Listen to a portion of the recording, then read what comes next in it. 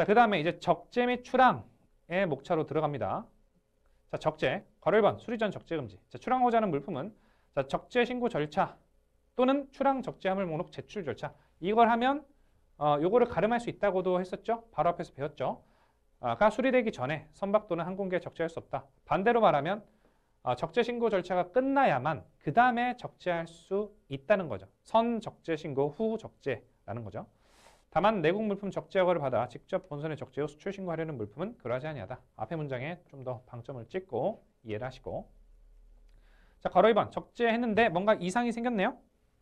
자, 1번 선사 또는 항공사는 적재 결과 물품이 적재 화물 목록과 상이할 수도 있죠. 그러면 자, 적재 완료 다음 날까지, 당일이 아닙니다.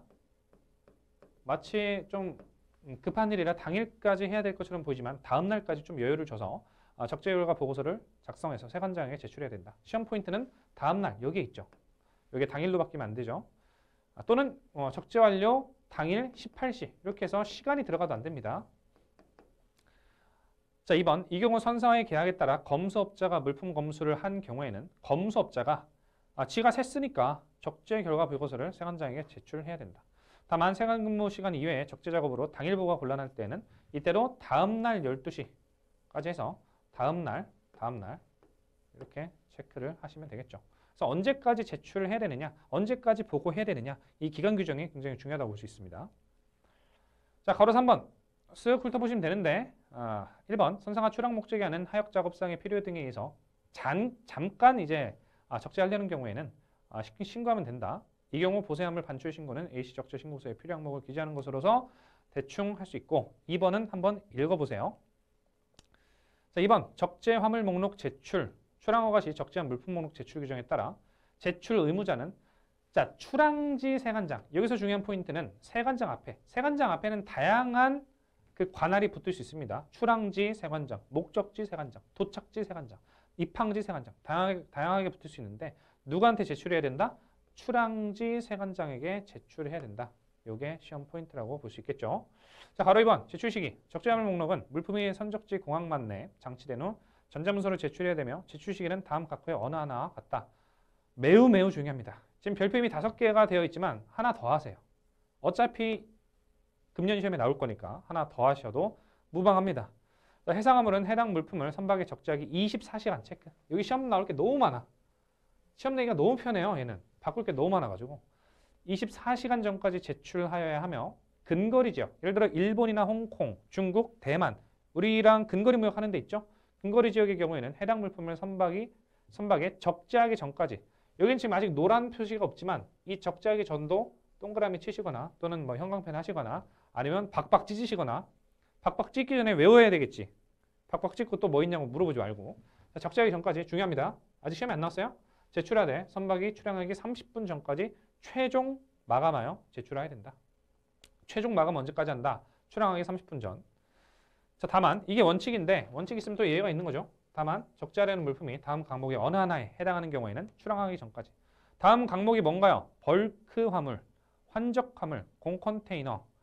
그 밖에 적재 24시간 전까지 제출하기 곤란해서 좀 시간을 좀 여유를 두고자 하는 애들이죠. 그래서 요 3개의 애들은 출항하기 전까지.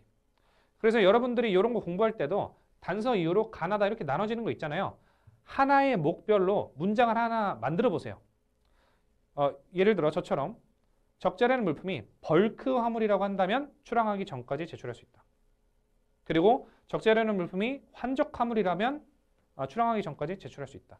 이렇게 해서 문장을 하나의 완결된 문장으로 만들어서 연습을 해봐야 시험장에서 당황을 안 합니다.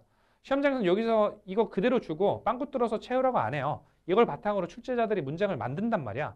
우리가 그렇게 문제가 출제되는 걸 알았으면은 우리도 연습을 그렇게 해야 되지. 그죠? 그렇게 해야 되겠죠. 자, 말로만 그렇게 하지 말고 직접 해보란 말이야. 일시정지 누르고 하면은 20초도 안 걸리는데 꼭 안 한단 말이죠. 자, 수출 동안 사무 처리에 관한 고시 중 선상 수출 신고에 해당하는 물품의 경우에는 자, 다음 날 자정까지 제출할 수 있다. 얘는 다음 날이라는 표현이 붙네요. 다음 날은 항상 고치기가 너무 쉽기 때문에 체크를 잘 해두셔야 돼요. 그래서 체크 포인트, 이런 지금 내용 같은 경우에는 체크할 부분만 딱 체크하고 넘어가셔야 돼. 이거를 심도 있게 이해를 하려고 하면은 이해가 안 돼요. 왜 다음 날일까? 이유 없어. 그냥 다음 날로 정해놓은 거야. 그러니까 그냥 단순 암기하고 여기서 출제 되겠구나. 예측하고 풀고 넘기고 다음 문제 풀고 이런 식으로 해야 되는 파트입니다. 네, 그래서 각각의 지금 노란색으로 쳐져 있는 부분들 다 출제됐고 앞으로도 출제될 거고 금년에도 볼 확률이 매우 높다. 2번 항공화물.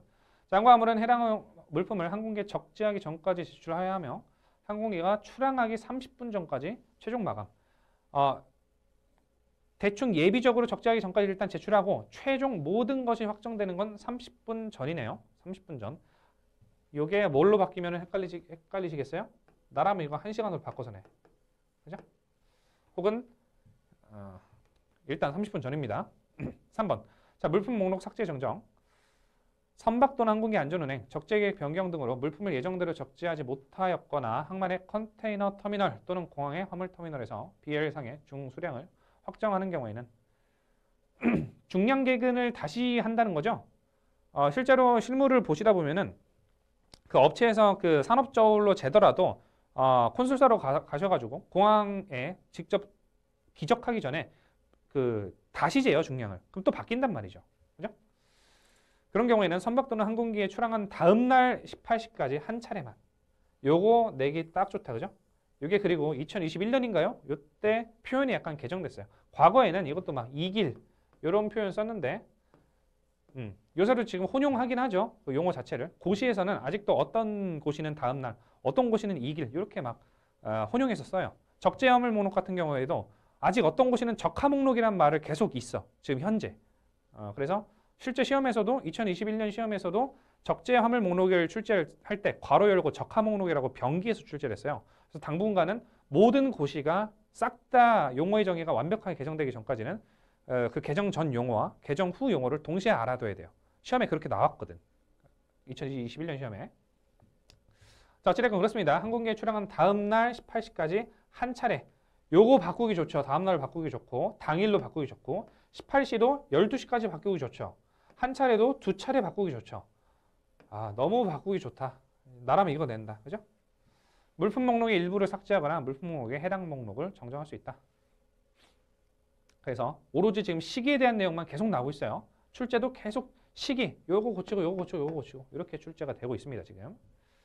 자, 걸어 3번과 걸어 4번 한번 읽어보십시오. 자, 3번 적재 화물 목록 제출 수리. 자, 세관장은 적재 화물 목록을 제출한 물품에 대해서 전산 시스템으로 수출 검사 대상 여부를 확인한 후 자동으로 수리하되 그러니까 사실 전산에서 확인하기 때문에 세관 공무원이 이걸 보지 않아요. 그냥 수리가 돼버립니다. 자동으로. 그 후단은 읽어보시고 2번 선별 물품 검사 후 적재. 적재 화물 목록 제출 의무자는 적재 화물 목록을 제출한 물품 중 수출 검사 대상으로 선별된 물품이 있는지 확인하고 선별된 물품이 있는 경우 세관 공무원의 검사를 받은 후 적재하여야 한다. 이런 문장은 뭐 출제가 되더라도 어디를 바꿔서 출제할 만한 게 없어요. 그러니까 제 수업을 계속 듣고 계시다면은 문장 하나를 보더라도 어디서 바꿀까를 위주로 계속 생각을 하셔야 돼요. 보통 공부를 많이 잘못하시는 분들은 이런 문제, 이런 이제 유형의 텍스트들을 읽을 때 학부생 경험 있으시니까 혹은 이제 중학교, 고등학교 뭔가 탐구 경험 있으시니까 이게 행간의 의미가 뭘까? 이거에 집중하시는데 제가 잘못되는 공부 방법이라고 몇 번이나 말씀드리죠. 뭐를 바꿀까 위주로 접근을 해야 돼요. 시험 유형에 딱 맞춰가지고 그 계속 행간의 의미를 생각해서 읽으시면은 보세사 시험은 절차법이기 때문에 행간의 의미가 없습니다. 사실. 그죠? 참 안타까워요. 오로지 행정 절차법이기 때문에. 자, 걸어 3번은 넘어가고요. 야, 중요한 거 나온다. 진짜 눈물이 나네요. 또 중요한 거 이제 등장해서 3번 적재 화물 목록의 정정 신청. 1번 정정 신청. 한번 읽어보시고 정정을 해야 되는데 그 기한이 중요하죠. 이 기한이 시험에 계속 출제가 되는 겁니다. 적재 화물 목록 정정 신청. 뭔가 고칠 게 있는 거지. 적재 화물 제출했는데 뭔가 고칠 게 발생했어. 그러면 언제까지 그걸 고칠 수 있느냐? 해상화물 90일. 별표 4개네. 그죠? 항공화물 60일. 별표 3개네. 보통 얘는 박스를 뚫어놔요. 이렇게 얘는 네모잡이로 딱 출제를 한 다음에 다음 들어갈 단어로 올바른 것은 얘 뭐 다양하게 나오죠. 60일, 뭐 75일, 30일, 뭐 얘 뭐 15일, 7일, 90일, 120일 이렇게 다양하게 나오는데 틀리지 마십시오. 그저 주는 문제입니다. 정정 신청 기한은 해상화물 90일, 항공화물 60일. 지금 외우셨을 거라고 봅니다.